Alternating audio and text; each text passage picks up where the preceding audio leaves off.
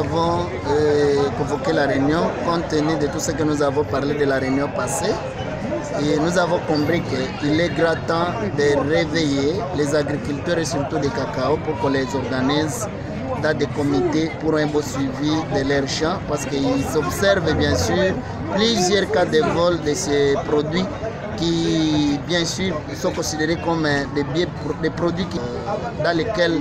la population s'est beaucoup focalisée pour la survie de leur ménage et répondre à leurs préoccupations bien.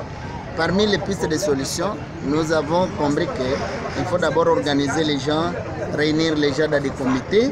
Nous venons déjà de constituer les grands comités du secteur et au niveau de Mangouré-Jipa. La grande tâche qui reste alors, c'est constituer les comités au niveau de chaque direction comme Tembe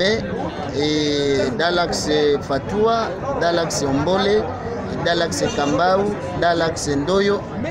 Là, il y aura des sous-comités et ce sont ces sous-comités qui vont chaque fois ramener les rapports dans les grands comités pour qu'on puisse suivre de près et la situation de tous les agriculteurs de ces produits et cacao. Et cela, nous pensons bien sûr que ça va diminuer bien sûr les cas de vol de ces produits. Et bien sûr, nous venons aussi d'instruire à tous les acheteurs de ces produits de ne jamais acheter des produits qui n'ont pas encore subi le traitement et pendant ces 7 jours, parce que cela a des conséquences une fois on les achète sans fermentation, il y a baisse du prix au niveau mondial et c'est nous qui serons perdants toujours. Alors nous serons toujours en train d'être accompagnés par l'agronome comme nous venons de clôturer ensemble avec lui cette grande réunion qui a été bien sûr appréciée par la population et surtout les agriculteurs de ces produits cacao. Ce sont des cas qui sont en train d'observer vers Tembe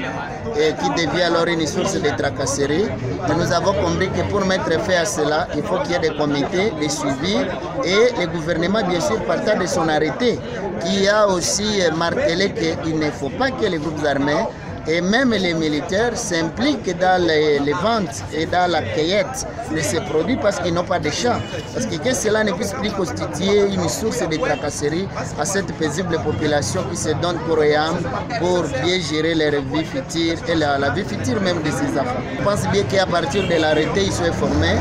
et quand l'autorité provinciale signe un arrêté, et automatiquement ça implique tout le monde. Nul n'est censé ignorer la loi bien sûr et s'ils ne sont pas informés, c'est à partir de ce comité qu'on sera en train de les réunir, même de vulgariser cet arrêté et même de les éduquer par rapport à la vente et à la cueillette et à l'agriculture du cacao.